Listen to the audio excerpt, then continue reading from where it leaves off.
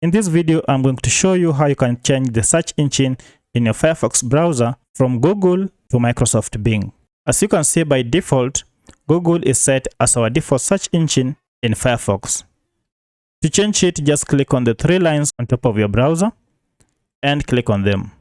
Then scroll down until you get to settings, and from the setting options, look for the search function, and it is here.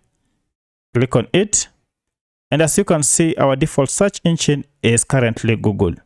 Now to change it to Microsoft Bing, just click on it and select Bing from the options.